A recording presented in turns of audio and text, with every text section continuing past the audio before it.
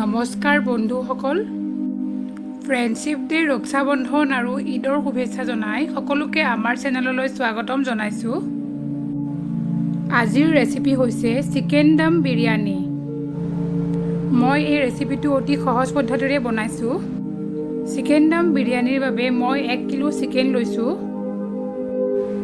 চিকেনখিনি ভালদৰে ধুই মই তাত আদা নহৰু পেষ্ট যোগ কৰিলোঁ আৰু প্ৰয়োজন অনুসাৰে নিমখ দি তাত এচামুচ বিৰিয়ানী মছলা যোগ কৰি দিলোঁ। প্ৰায় এবাটি দৈ মই মাংসখিনিত মিহলাই দিলোঁ আৰু মিশ্ৰণটো মই ভালদৰে সানি লৈছোঁ। মাংসৰ প্ৰত্যেকটো পিছত যাতে বিৰিয়ানী মছলা আৰু দৈৰ ফ্লেভাৰটো ভালদৰে আহে তাৰ বাবে মেৰিনেশ্যনটো খুব স্মুথলি কৰি ল'ব লাগে। 1 কিলো মাংসৰ বাবে প্ৰায় আধা কিলো মিহি মিহিকৈ কটা পিঁয়াজৰ প্ৰয়োজন হ'ব, কাৰণ বিৰিয়ানীৰ বাবে প্ৰথমতে চিকেন কুৰ্মা বনাব লাগিব। 8টা গোটা আলুৰ বাকলি গুচাই তাত নিমখ আৰু ফুড কালাৰ মিহলাই ল'লোঁ। নিমখ আৰু ফুড কালাৰখিনি আলুত ভালদৰে মিহলাই ল'ব। আপুনি ইচ্ছা কৰিলে ফুড কালাৰৰ সলনি হালধিও ব্যৱহাৰ কৰিব পাৰে। আলু কেইপিচ তেলত চেলো ফ্ৰাই কৰিব। আলুৰ কালাৰটো অলপ ব্ৰাউন হোৱাৰ পিছত মই তাত অলপ পানী মিহলি কৰি দিছোঁ। এতিয়া মই আলুখিনি ঢাকনি এখনেৰে ঢাকি দিলোঁ যাতে আলুখিনি 70 to 80% সিজি যায়। বিৰিয়ানীৰ কাৰণে আলুখিনি ৰেডি হৈ গ'ল। এমুঠি গোটা গৰম মছলা মই এনেধৰণে ৰেডি কৰি লৈছোঁ। এতিয়া কটন কাপোৰ এখনত মছলাখিনি ঢালি পেলাই মই টোপোলা এটা বনাই ল'ম। এনেধৰণে গোটা গৰম মছলা বগা কটন কাপোৰেৰে বান্ধি বিৰিয়ানীৰ বাবে প্ৰস্তুত কৰা চাউলৰ পানীত দিলে চাউলটোৰ খুব ধুনীয়া এটা ফ্লেভাৰ আহে। মছলাৰ টোপোলাটো মই এনেধৰণে ৰছীৰে ভালদৰে বান্ধি লৈছোঁ যাতে খুলি নপৰে। লগতে মই ৰেডি কৰিছোঁ অলপ গাখীৰ, বিৰিয়ানী মছলা, কেশৰ আৰু কেওৰা পানী। কেওৰা পানীৰ সলনি আপুনি গোলাপ জলো ব্যৱহাৰ কৰিব পাৰে।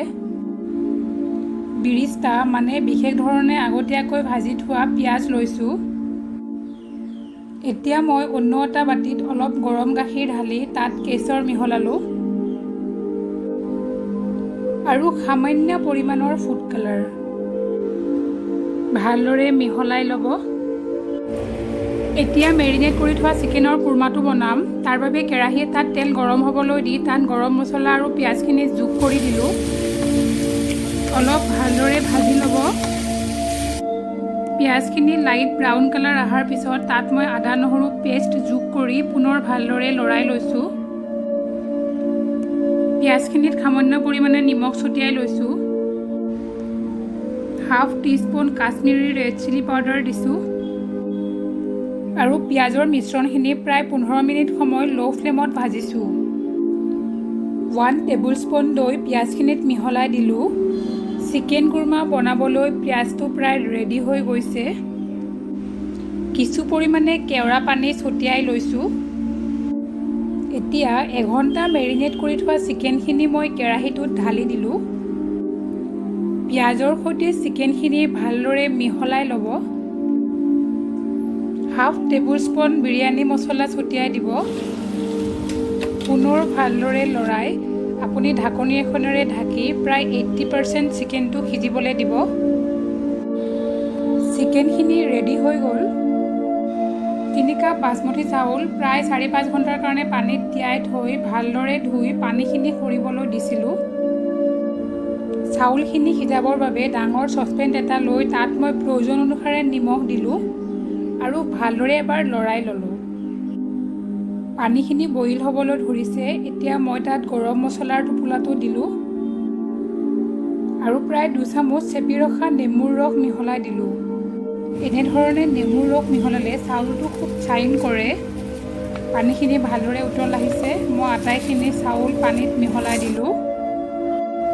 চাউলখিনি যাতে ইকুৱেলি সিজে তাৰ কাৰণে চাউলখিনি মাজে মাজে লৰাই থাকিব।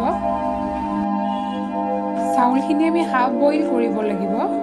এবাৰ চেক কৰি চাওঁ। চাউলখিনি মোৰ সম্পূৰ্ণকৈ ৰেডি হৈ গৈছে। এতিয়া মছলাৰ টোপোলাটো আপুনি আঁতৰাই থ'ব পাৰে। বিৰিয়ানী দমৰ কাৰণে আটাইখিনি যোগাৰ ৰেডি। বিৰিয়ানী দম বনাবলৈ মই 2টা পাত্ৰ ব্যৱহাৰ কৰিছোঁ। যিহেতু পদ্ধতি একেটাই হ'ব সেইবাবে মই আপোনালোকক এভাগহে দেখাইছোঁ। প্ৰথমতে মই এনেধৰণে মাংসখিনি দুভাগ কৰি তাত মই আলু 4 পিচ সজাই দিলোঁ। আলু আৰু মাংসখিনিৰ ওপৰত কেওৰা পানী ছটিয়াই দিলোঁ। কিছু পৰিমাণে ভজা পিঁয়াজ ছটিয়াই দিলোঁ। এতিয়া এনেধৰণে আপুনি চাউলৰ পানীখিনি টুকি ল'ব আৰু তাৰপিছতে মাংসখিনিৰ ওপৰত এটা চাউলৰ লেয়াৰ দিব। চাউলখিনি এনেধৰণে চাৰিওফালে সমানে ছটিয়াই লৈ মই এটা সুন্দৰ লেয়াৰ বনালোঁ।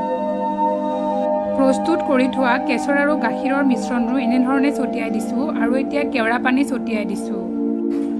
1 চামুচ বিৰিয়ানী মছলা এনেধৰণে মই গাখীৰত ভালদৰে মিহলাই লৈছোঁ আৰু চাউলৰ ওপৰত ছটিয়াই দিছোঁ। অলপ ভজা পিঁয়াজো মিহলাই দিলোঁ। ফাৰ্ষ্ট লেয়াৰটো মোৰ ৰেডি। একেটা পদ্ধতিৰে আপুনি দ্বিতীয় লেয়াৰটোও বনাব। এইবাৰ কিন্তু মই ভজা পিঁয়াজখিনি আগত দিছিলোঁ। এইটো কোনো কথা নাই, আপুনি পিঁয়াজটো আগত বা পিছত দিলেই হ'ল, কিন্তু গোটেইখিনি ইনগ্ৰিডিয়েণ্ট যে পাব লাগে সেইটোহে ইম্পৰ্টেণ্ট। এইটো শেষৰটো লেয়াৰ। ইয়াত আটাইখিনি ইনগ্ৰিডিয়েণ্টৰ বাহিৰেও অলপ ঘি মিহলাই দিম। এনেধৰণে ঘি মিহলাই দিলে বিৰিয়ানীৰ এটা খুবেই ধুনীয়া ফ্লেভাৰ আহে। এতিয়া বিৰিয়ানীখিনি এনেধৰণে এলুমিনিয়াম ফইল পেপাৰ এখনেৰে আধা ঘণ্টাৰ বাবে ঢাকি দিয়া হ'ল আৰু তাৰ ওপৰত এখন ঢাকনি দিয়া হ'ল। বিৰিয়ানী প্ৰস্তুত কৰাৰ সময়ত মই জুইটো ল' ফ্লেমত ৰাখিছোঁ আৰু তলত এখন টাৱা দি লৈছোঁ যাতে বিৰিয়ানীৰ তলৰ পৰ্চনখিনি জ্বলি নাযায়। আধা ঘণ্টা সময় পিছত মই ঢাকনিখন গুচাই এলুমিনিয়াম ফইলটো গুচাই দিলোঁ। ৱাও, এটা খুব ধুনীয়া বিৰিয়ানীৰ গোন্ধ আহিছে। মোৰ বিৰিয়ানী ৰেডি। বিৰিয়ানীৰ টেক্সচাৰটো এবাৰ মন কৰক। চাউলটো যিমান পৰিমাণে লাগে সিমান পৰিমাণে সিজিছে। মাংসটো খুব ধুনীয়াকৈ সিজি গৈছে আৰু এটা খুব ধুনীয়া বিৰিয়ানীৰ গোন্ধ আহিছে। বিৰিয়ানী জেনেৰেলি ৰাইতা নহ'লে বুৰহানীৰ লগত ছাৰ্ভ কৰা হয়। বিৰিয়ানীৰ এই ৰেচিপিটো চাই আপোনালোকৰ বাৰু কেনেকুৱা লাগিল আমাক জনাব দেই। পুনৰ নতুন ৰেচিপিৰে লগ পোৱাৰ প্ৰতিশ্ৰুতিৰে আজিলৈ ধন্যবাদ।